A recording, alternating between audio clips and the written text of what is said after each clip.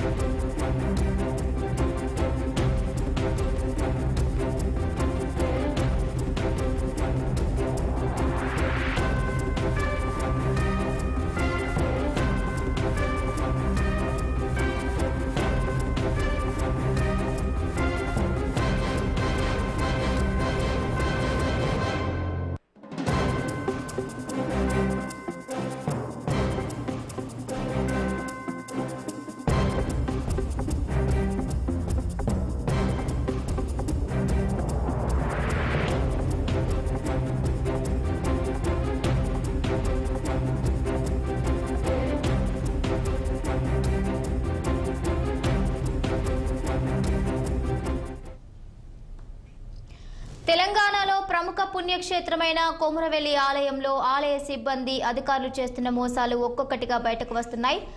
ఆలయానికి వచ్చే భక్తులను మోసం చేయడానికి కంకణం కట్టుకున్నారు. ఇక ఆలయం వద్ద భక్తులకు వసతులు అరకొరగానే ఉన్నాయని, భక్తుల అవసరాలను పట్టించుకునే నాథుడే లేడని భక్తులు ఆగ్రహం వ్యక్తం చేస్తున్నారు. లడ్డూలు, పులిహోర నాణ్యత లేవని, ప్రసాదంలో జుట్టు వస్తోందని అసహనం వ్యక్తం చేస్తున్నారు. ఇక ఇక్కడి పరిస్థితిపై మరింత సమాచారం మా ప్రతినిధి స్వామి అందిస్తారు. స్వామి, పుణ్యక్షేత్రమైన కొమరవెల్లి ఆలయంలో కూడా మోసాలు కూడా ఒక్కొక్కటిగా బయటకు వచ్చినట్లుగా తెలుస్తుంది. ఎటువంటి మోసాలు జరుగుతున్నాయి? దీనిపైన అధికారులు ఏ విధంగా స్పందిస్తున్నారు?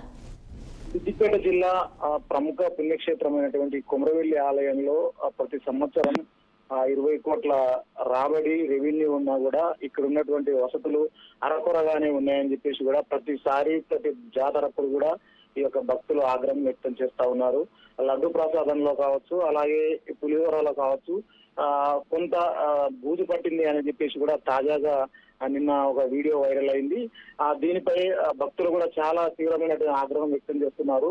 స్నానాలు చేసేటటువంటి సందర్భంలో కావచ్చు, ఈ పార్కింగ్ విషయాల్లో కావచ్చు కూడా చాలా ఇబ్బంది పడే అవకాశం ఉన్న నేపథ్యంలో ఎట్లాంటి చర్యలు తీసుకోవడం లేదు. అక్కడ ఆలయ అధికారులు ఆడిందే ఆట పాడిందే పాట అన్నట్టుగా ఈ భక్తులైతే ఆగ్రహం వ్యక్తం చేస్తా ఉన్నారు. ఈ ఏదైతే లడ్డూలో ఉన్నటువంటి బూజు పట్టినటువంటి విషయం నిన్న వివిధ మీడియాలో ప్రసారమైంది. అలాగే పులిహోరలు ఈ వెంట్రుకలు అనేదాన్ని కూడా నిన్న మొన్న ఈ మీడియాలో వరుస కథనాలు వచ్చినాయి. దీనిపై ఆలయ స్పందిస్తూ మా దగ్గరకు ఎవరు భక్తులు కూడా ఎవరు రాలేదు, దీని మీద మేము చాలా సీరియస్ గా తీసుకుంటున్నాం. ఆలయానికి సంబంధించి కూడా ఈ ఆలయ దేవునికి సంబంధించి మనోభావాలు, భక్తుల మనోభావాలు దెబ్బతింటున్నాయని కూడా ఆయన కొట్టిపారేసినటువంటి సందర్భం ఉంది. ఏది ఏమైనా ఇక్కడ జరుగుతున్నటువంటి భక్తుల అవసరాల కొరకు చేస్తున్నటువంటి విషయంలో కావచ్చు, ఆలయానికి సంబంధించిన విషయంలో కావచ్చు, భక్తులకు ఎట్లాంటి అసౌకర్యాలు లేకుండా కూడా చూడాల్సిన బాధ్యత ఆలయ అధికారులే ఉంటుంది. సో దీని మీద మరి ఏం స్పందిస్తారో ఇంకా వెయిట్ చేయాల్సిన అవసరం ఎంతైనా ఉంది. Right, thank you Swami. Thank you for the updates. Thank you స్వామి.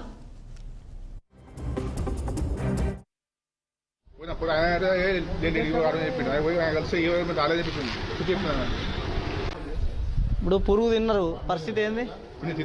తిన్నది మా చెల్లె పురుగు మరి ఎవరికైనా పొరిగిలో ముంచేసింది.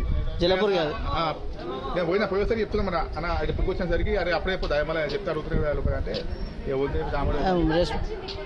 పులిహోరలో పురుగు, లడ్డులో ఏంటికలా ఉంటుంది. ఫస్ట్ పోయి ఫస్ట్ ఆమె కలిసి ఇవ్వమే తెలుస్తున్నాయి. పోయినప్పుడు చెప్పిండు పోయి ఆయన కలిసి రాలేదు చెప్పింది చెప్తున్నాను. ఇప్పుడు పురుగు తిన్నారు, పరిస్థితి ఏంది? తిన్నది మా చెల్లె పురుగు మరి ఎవరికైనా పొరిగిలో ముంచేసింది.